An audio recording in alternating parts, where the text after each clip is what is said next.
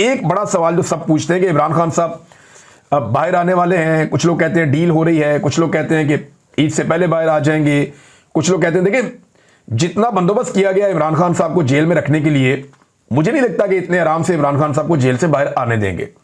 लेकिन एक बात आप सब याद रखिएगा कि जब भी इमरान खान साहब से कोई बातचीत होगी ना, या किसी लेवल के ऊपर भी उन्हें एंगेज किया जाएगा और मुल्क की खातिर चाहे किया जाए, क्योंकि डील तो इमरान खान साहब कहते हैं मैंने नहीं करनी, तो एंगेजमेंट तो हो सकती है।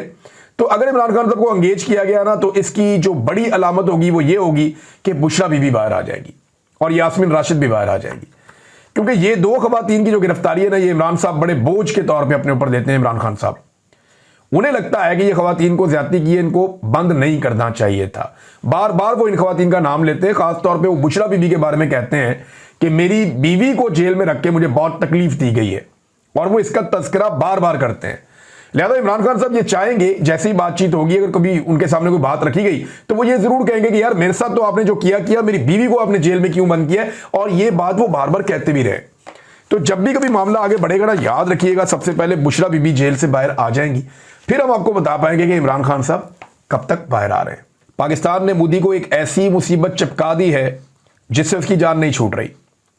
इंडिया में जो पार्लियामेंट का सेशन हो रहा है उसमें सारे के सारे रल मिलके मोदी को पड़ गए हैं, और दो चार चीजें बहुत क्लियरली वहां पे हो रही हैं। नंबर एक तो जो राफेल की डील है उसके ऊपर सवालात उठाए जा रहे हैं कि आपने ऐसा तैयारा क्यों लिया जो पाकिस्तान का मुकाबला नहीं कर पाया, या जो चाइना के बनाए हुए तैयारों का मुकाबला नहीं कर पाया। तो ये क्योंकि मोदी की अपनी डील थी और मोदी ने इसके ऊपर बड़ी पॉलिटिक्स की थी, तो वो पॉलिटिक्स उनके सामने आ रही है, उनके बयानात निकाल के चलाए जा रहे हैं, और नरेंद्र मोदी को रगड़ा लग रहा है राफेल पे। और नरेंद्र मोदी की जो पसंदीदा डील है राफेल की, कि मजीद 26 तैयारे उन्होंने राफेल की लेने थे, वो तैयारे भी अब लेने का मामला मुश्किलात में पड़ रहा है। नंबर दो, भारत की हुकूमत जिसे पहले बहुत शौक था कि वो जंग करे, यानी वो जंग के पाकिस्तान कह रहा था ना करो ना करो ना करो, हमने बहुत मना किया इन्हें, हमने दुनिया के मुल्कों को बीच में डाला, हमने कहा जी आप हमें सबूत दे दें। तो वो भारत जिसे बहुत शौक था जंग करने का, अब उसे जो अपोजिशन है वो जबरदस्ती जंग की तरफ धकेल रही है। उन पर बहुत शदीद दबाव है कि वो जो ऑपरेशन सिंदूर था, जो बाद में उजड़ा हुआ सिंदूर हो गया, तो वो जो ऑपरेशन सिंदूर था उसे दोबारा शुरू किया जाए। यानी इन्होंने कहा तो है कि ऑपरेशन सिंदूर अभी खत्म नहीं हुआ, तो ये कंटिन्यू रहेगा। तो अब उनके ऊपर दबाव है कि जनाब दोबारा शुरू करो, और अमेरिका की सालिसी का फौरी तौर पे भारत इनकार करे। और ट्रंप पे और मोदी पे शदीद तनकीद की गई है भारत के अंदर। उल्टा जो कश्मीर का मसला है वो ये कह रहे हैं कि कश्मीर का मसला हमारा और पाकिस्तान का मसला था, हमने हल करना था, ये मसला आपने आलमी सतह के ऊपर दोबारा उजागर करवा लिया। ये भारत ने अपने पांव पे कुल्हाड़ा मारा। इन्होंने कश्मीर को चुना, पहलगाम के अंदर इंसिडेंट हुआ, और उस इंसिडेंट को लेकर भारत ने जो है वो पाकिस्तान के साथ जंग छेड़ दी, लड़ाई छेड़ दी पाकिस्तान के साथ, और उसका नतीजा आपके सामने सबके। अब कश्मीर का वो मामला जो इतना हाईलाइट नहीं था, वो फौरी तौर पे पूरी दुनिया में हाईलाइट हो जाता है। अब उसके बाद से लेकर अब तक 3000 से ज्यादा नौजवान इन्होंने कश्मीर के अंदर गिरफ्तार कर लिए, अगवा कर लिए।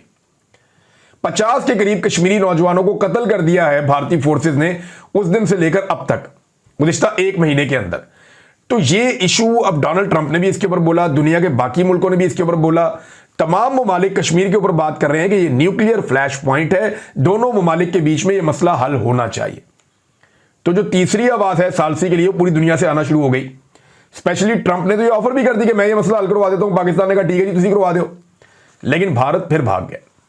और अब मसला ये है कि नरेंद्र मोदी जंग करता है तो फिर फंसता है, फिर और तैयारे गिरेंगे, जंग नहीं करता तो फिर फंसता है, वहां पे इंडिया में उसकी सियासत तबाह हो रही है। तो अब मोदी को रेस्क्यू कैसे किया जाएगा और कौन करेगा, ये हम देख लेंगे। अक़वाम मुत्तहिदा की रिपोर्ट के मुताबिक 14,000 बच्चे मर सकते हैं, 14,000 बच्चे शहीद हो सकते हैं। एक लम्हे के लिए सोचिए, 14,000, इंसान की रूह कांप जाती है। ये अक़वाम मुत्तहिदा की रिपोर्ट है, कोई अपने से मैं नहीं आपको बता रहा हूं। वो ये कहते हैं कि फौरी तौर पे इमदाद पहुंचनी चाहिए, अगर अगले 48 घंटों में इमदाद ना पहुंची तो 14,000 बच्चे शहीद हो सकते हैं।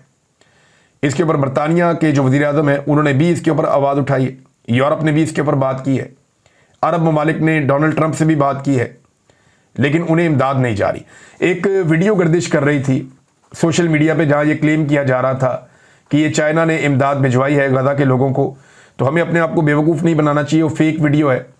चाइना ने कोई इमदाद गजा के शहरियों को नहीं भिजवाई। फ़लस्तीन में, गजा में वो विजुअल जो हैं वो मार्च 2024 के विजुअल्स हैं, जब अमेरिका ने गजा के शुमाली हिस्से में एयर ड्रॉप की थी इमदाद। ये वो मनाजिर हैं और इस वक्त किसी किस्म की कोई इमदाद नहीं जा रही। 20 ट्रक इमदाद के वहाँ खड़े हैं इस इंतज़ार में कि उन्हें इजाज़त मिले और वो गजा में दाखिल हो, लेकिन इसराइल उन्हें दाखिल नहीं होने दे रहा। वहाँ से लोग बड़ी बुरी हालत के अंदर गजा से छोड़ के निकल रहे हैं। उनके जाने के लिए कोई जगह नहीं है, अपने आप को महफूज बनाने के लिए कोई ठिकाना नहीं है। और ये सारा जो एक जंगी जुनून है, इसके ऊपर इसराइल के एक अपने फौजी ऑफिसर ने बहुत बड़ा इंकशाफ किया है। ये इस शख्स का नाम है यायर गोलान और ये इसराइली फौज के साबिक नायब सरबराह है और डेमोक्रेटिक पार्टी के मौजूदा लीडर भी हैं। यूनिफॉर्म में आप इसकी तस्वीर भी देख सकते हैं। अब ये इसराइली फौज का आदमी है। इसने लंबा अरसा जंगों में हिस्सा लिया है, फ़लस्तीनियों के ऊपर बहुत अटैक भी किए हैं। यायर गोलान इसका नाम है। इसने जो खबर दी या जो इसने इंकशाफात किए वो मैं आपके सामने रख देता हूं। इसने कहा कि इसराइल एक पागल रियासत बन रहा है। अगर अब भी होश ना आया तो दुनिया हमारा जनूबी अफ्रीका जैसा बाइकआउट करेगी। उसने खबरदार किया कि अक्लमंदाना तर्ज अमल इख्तियार ना किया गया तो आलमी बरादरी में हम एक ऐसी रियासत बन जाएंगे जैसा कि माजी में जनूबी अफ्रीका था, जहां पर नस्ल प्रस्ताना किस्म की इकदाम किए गए थे और पॉलिसियां बनाई गई थी। यानी उसने कहा एक समझदार मुल्क ना तो निहत्ते शहरियों से जंग करता है, यानी ये बात तस्लीम की कि फ़लस्तीनी निहत्ते शहरी हैं और इसराइल कोई समझदार मुल्क नहीं है, क्योंकि अगर समझदार मुल्क होता तो वह निहत्ते शहरियों के साथ जंग ना करता और ना ही बच्चों को मारना उसका मशगला होता है। हम गजा में बच्चों को शौकिया कत्ल करने वाली पागल रियासत बन चुके हैं। ये साबिक इसराइली फौजी सरबराह जो है उसने ये स्टेटमेंट दिया है और इसराइल का पोल पूरी दुनिया के सामने खोला है। इस पे इसराइल में तनकीद हुई तो उसके बाद इसने कहा जी नहीं, मैं फौजियों को नहीं कहा, मैंने जो भी कहा हुकूमत की पॉलिसियों को कहा है और हुकूमत अपनी पॉलिसियां ठीक करे।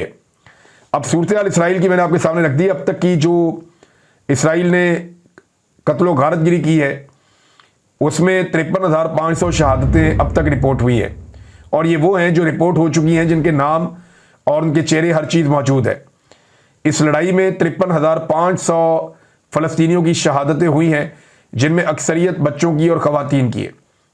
ख़वातीन ने कुछ ने ये पैगाम भिजवाया इंटरव्यूज़ में कि हमारे बच्चे लगातार कमज़ोर होते चले जा रहे हैं, उनकी क़ुव्वत मुदाफ़ियत कम हो रही है और अक़वाम मुत्तहिदा ने कहा कि अगले 48 घंटों में अगर गजा के अंदर इमदाद ना पहुंची तो 14,000 बच्चों की जानें जा सकती हैं। नाज़रीन, अब उस खबर की तरफ आ जाएं जहां मैंने आपको बताया कि